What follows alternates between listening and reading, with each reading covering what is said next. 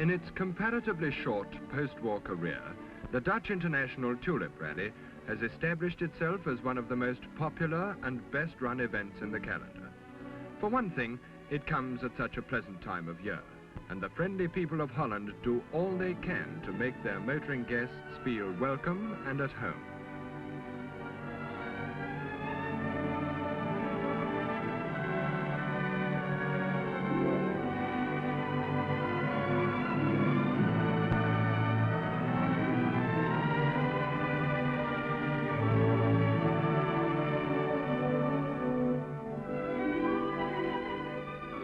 In Holland, they certainly know how to say it with flowers.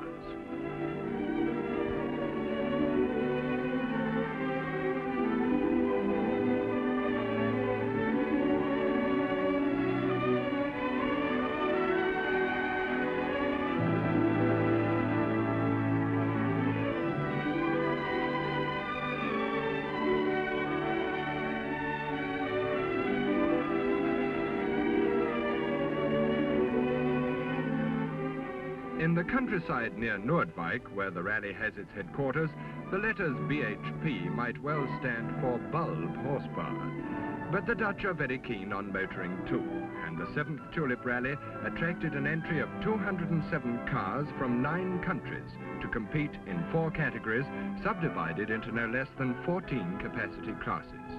In addition, for the first time, a complicated handicap system was introduced, and the basic recipe of the 1800-mile road section was also a departure from what had become the traditional pattern of the Tulip Rally. For from the start, all roads led comfortably towards Stuttgart.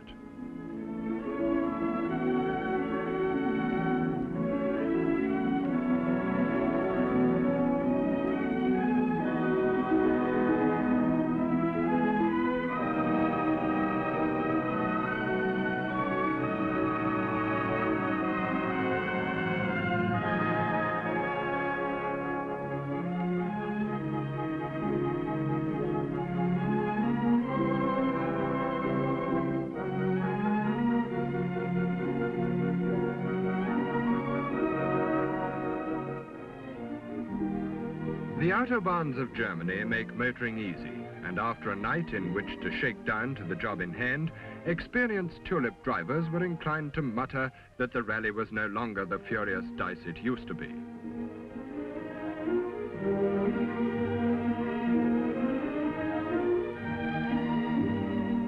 But the temptation to crack along the high-speed concrete is irresistible to most, and Bill Banks, who's come nearer to winning the Tulip than any man, is no exception. The Triumph TR2s were there, of course, in force, and the official works entry, here Jimmy Ray leads Bob Dixon and Ken Richardson, fell into line ahead, followed by Lola Grounds and Cherry Osborne out for the ladies' prize, and motoring editor Gregor Grant.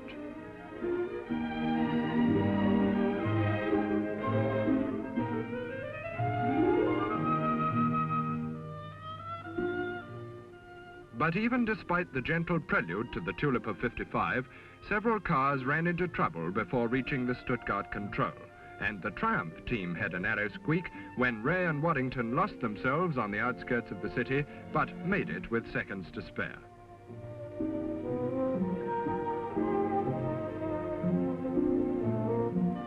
Competitors now relaxed for what was described as a day of rest, but compulsory participation in a tour of the city, including the motorworks, and a deal of official hospitality, made the visit to Stuttgart scarcely a rest cure. Early to bed would have seemed a good idea, for ahead lay the serious motoring of the trip, and it involved an early start.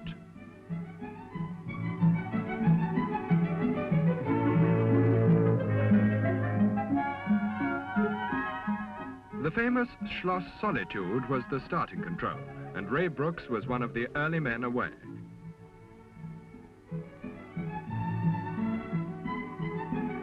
Old friends and rivals were as usual met to do battle, and Sheila Van Dam, the European ladies champion, was out for further laurels, while other ideas on the matter were held by Nancy Mitchell. The Triumph TR2s in the 2-litre sports section had a handicap time of 18 minutes to be added to their total times for the eliminating tests.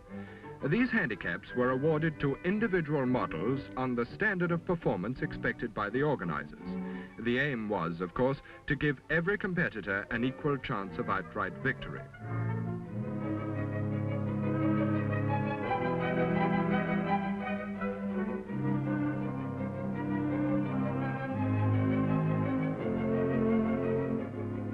Although in the same class, John Gott's AC Ace, on the other hand, had 17 minutes handicap.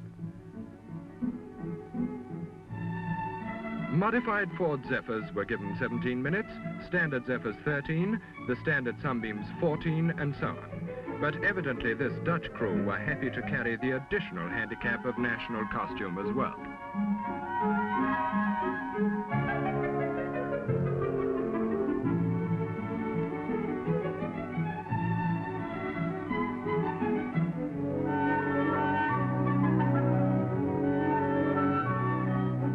The road from Solitude involved some 60 miles of pleasant going to the start of the first special section.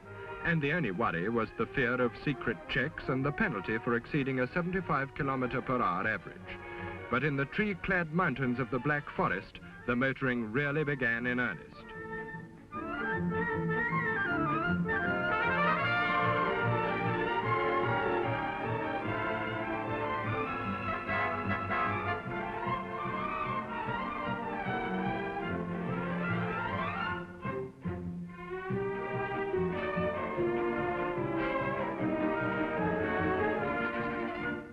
First came the eliminating test on the famous Freiburg hill climb and the opportunity to taste the effects of the handicap times.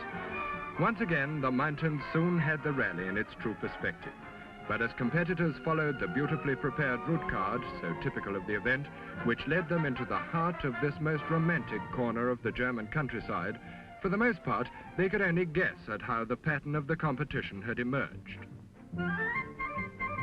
The Citroëns, for instance, had found the 12-minute handicap too much, but Dutchman Tack with a 300 SL Merc now led the field, with Martin's TV Fiat close behind, followed by John Gott, Jimmy Ray's TR2, and Gatsonides' little Standard 10. Meantime, the passing field bore no relation to these mathematical facts. And the hazards that beset the rally driver on his way continued to confront the cavalcade.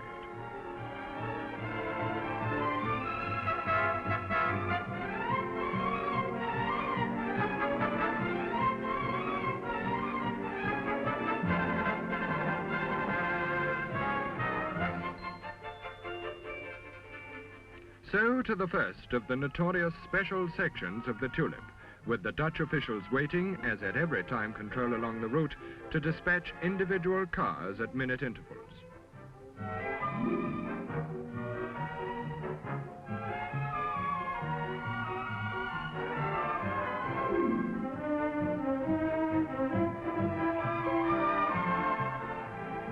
Only 35 miles long, the section climbed and dived through the tortuous byways of the Black Forest, and it didn't take long for crews to realize that the rally had not, in fact, degenerated into a holiday tour of the beauty spots of Europe.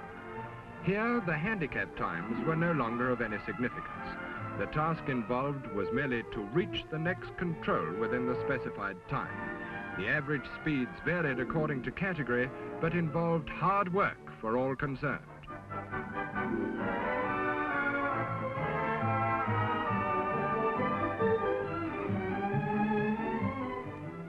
Dathan's A40 was by no means the only car to run into trouble on this section, and the proverb about crossing one's bridges became relevant early on.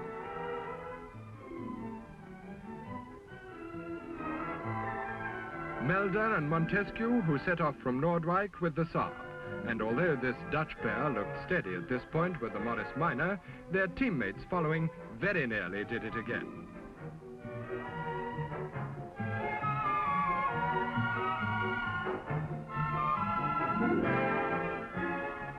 Greta Molander, the Swedish lady veteran, was in a hurry. The Saabs, by the way, carried only 5 minutes handicap.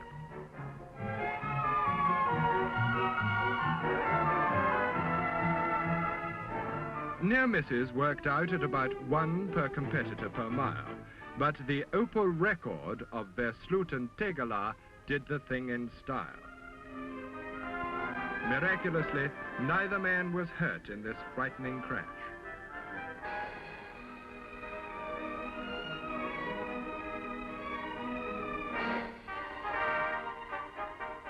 In all, 18 crews lost marks on this section alone, and 5 or 6 retired.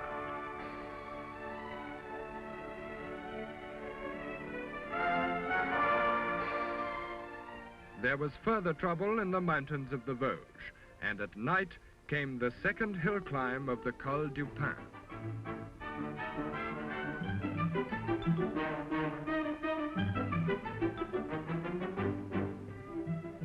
When the cars reached Champagnole in the French Alps, 193 crews were still in the hunt, and of these, 154 were still unpenalized.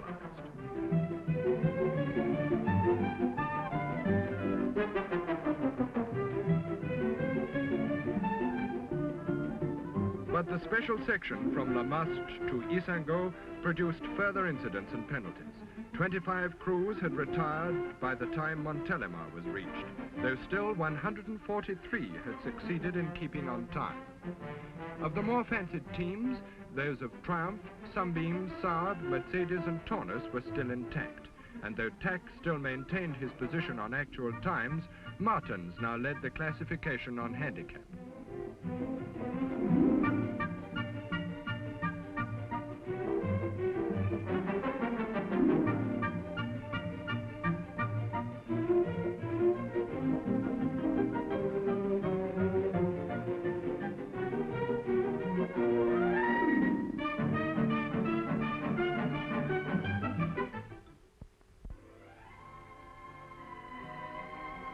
The route now followed the familiar rally roads of the Alps, and the beautiful landmark of the lake at Aix-les-Bains marked roughly the halfway stage. Now came the Jura sections thick and fast, and another familiar hill climb to well over 5,000 feet on the Col de la Faucille. Here, Tack again made a comfortable BTD, with Martens building up his lead to 16 seconds on handicap, Bill Banks, Engel and John Gott close behind.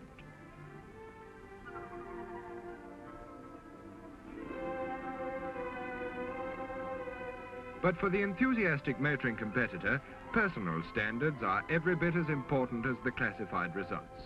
For instance, Gregor Grant's climb, some 30 seconds quicker than his time in 54, quite made his day. But Jimmy Ray lost a few seconds on an early hairpin where Ken Richardson had to use reverse. So to the Ballon d'Alsace and its striking monument.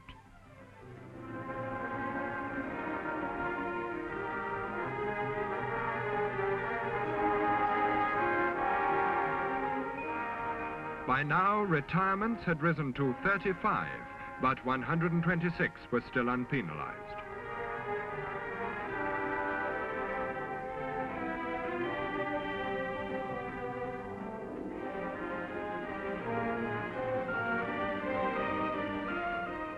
The Ballon is an old friend of the Tulip organizers, and since its inception, the itinerary has included a timed climb on this splendid hill. But of recent years, the clerk of the course has deemed a downhill run against the clock to be a cunning test for tired crews and even more tired brakes. And thus, the motor race downhill has become an annual highlight of the rally. It's not so bad when seen from the cinema seat, but for passengers, this test is not the most pleasant way to study the countryside.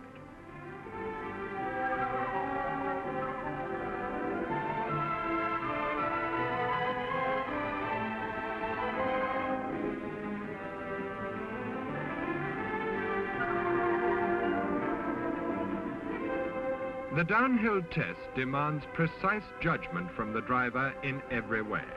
At this stage of the rally, every second is vital to the competitor's chances of success, for few opportunities now remain for any spectacular improvement of position. And furthermore, as downhill fast puts pure engine performance at a discount, here is an opportunity to sneak a few seconds from the more potent motors of the opposition. However, the risks involved must equally be weighed. A hair's breadth of over-enthusiasm could mean complete disaster. The brakes have a very severe pounding still to come, and the finish in Holland is still more than 600 miles away. Nevertheless, Jimmy Ray was but fractionally slower than Tack in the 300 SL Mercedes.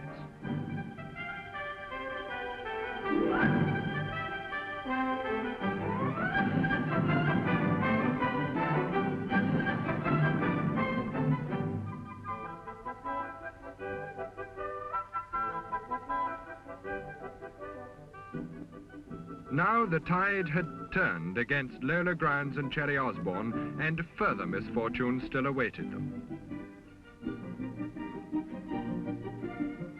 Grant Norton's ace was not as fast as Gott's, but Jimmy Ray was now fourth, only 1.6 seconds behind the motoring policeman, despite the odd minute of handicap.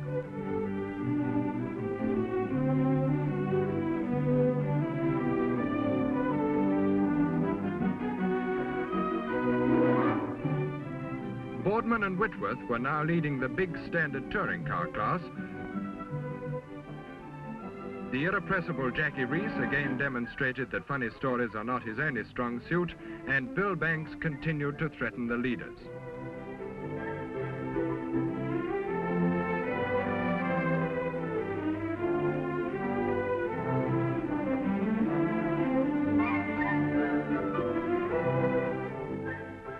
A pleasing sight for British eyes was the number of continental competitors who had elected to drive the products of this country's industry. Sheila Van Dam and Ann Hall were now engaged in a bitter duel with Sweden's Greater Molander. That very fast man, Peter Harper, was trying all he knew to beat the handicap. But Per Malling, the victor of Monte Carlo, was out of luck this time.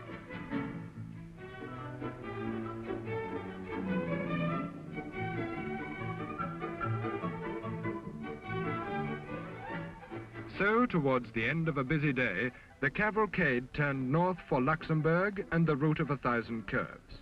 Fortunes had changed. A minor accident ended Jimmy Ray's gallant efforts, and many cars still running had lost the edge of their performance.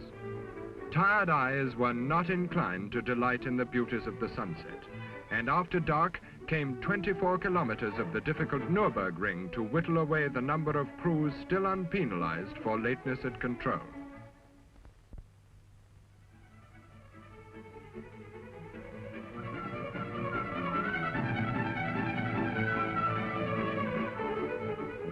Now, the final miles of the road section, the journey via the Eifel Mountains northwards towards Holland. And here again, the principal concern was for secret controls, a problem to keep crews on their toes to the very end.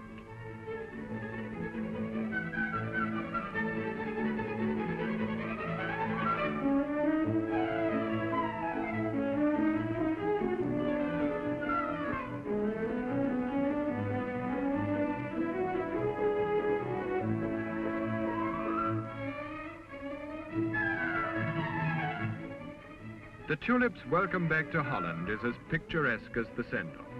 The frontier, which has seemed so desperately distant, brings a welcome promise of rest ahead, and the pleasant roads make the danger of sleeping at the wheel the principal hazard of the closing miles.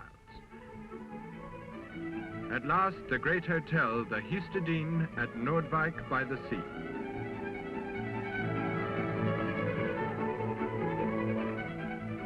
This Danish crew completed the road section without penalty, but were 10 minutes down on tests. But these boys were 8 minutes late.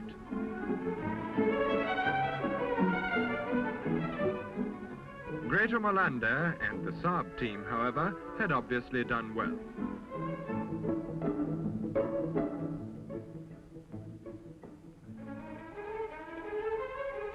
As the surviving cars were locked away overnight in the Parc Fermé, no less than 119 were clear of penalty marks, and the results of the Tulip of 1955 were by no means a foregone conclusion.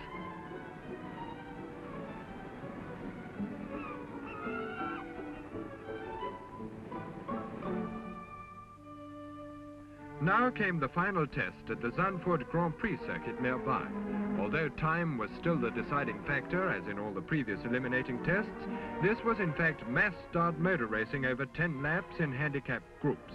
Here's the quick 2-litre brigade, the 16 to 18 minute boys in action.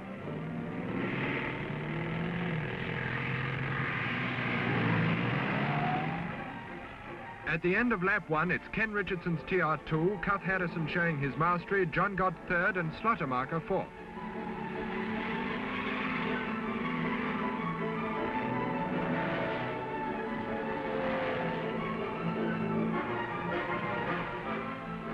Richardson still in the lead. Slottermarker has moved up to second, and Gott has also passed Cuff Harrison.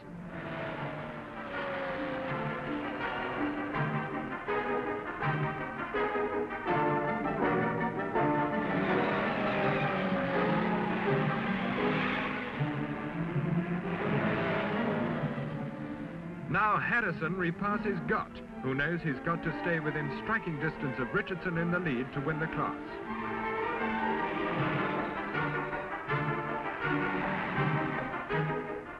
Again, the AC forces past the Ford and the crowd adore it. Now the two leading TR2s come to grips, and with a lap and a half to go, the Dutchman takes the lead.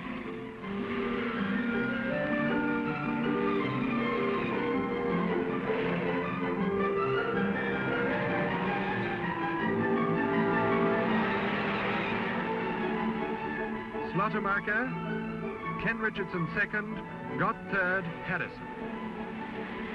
And so they finish. Gott winning the class from Richardson and Harrison winning the 3.5-litre modified touring award. The Category E event brought equally crucial racing.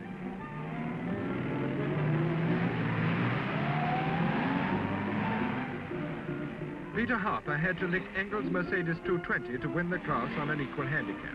Sheila Van Dam was behind Nancy Mitchell and Greta Melander, but determined to do her best.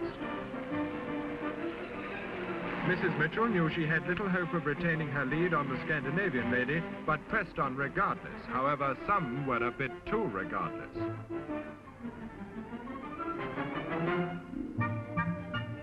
Ah, well, he won't do that again.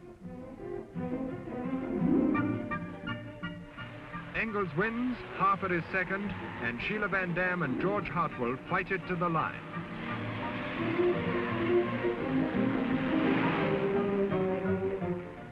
Race followed race in slick succession, but Martin's TV Fiat in the lead in the general classification is missing from the picture. With only Zandvoort between him and certain victory, the clutch disintegrated and the Belgian joined the spectators in the stands. But that's the way it goes in motoring. Without an element of luck, the odds are piled up high against the individual.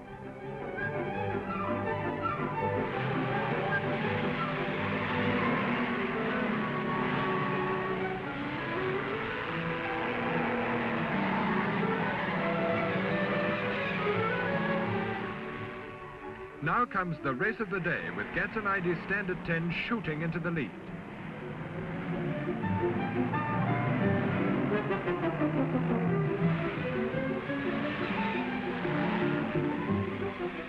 Gatso was out for the class, and Greta Melander, number 209, makes her bid for the ladies' prize. With her handicap advantage, Greta could scarcely fail to beat off the British girls who had already done the test. But the Saab and the little Standard make a real race of it.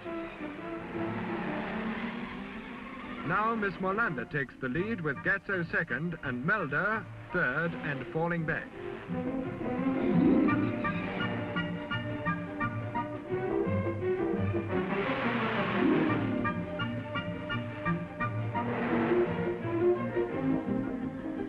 The hairpin and 1 lap to go.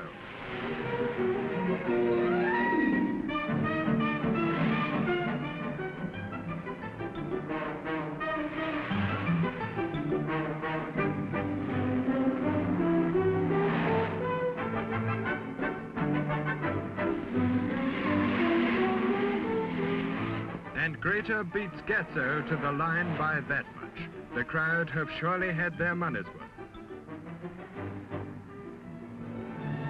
And So, to the victor, the true reward. The Standard 10 of Gatsonides and St. John Foster, standard in every sense, had won its class.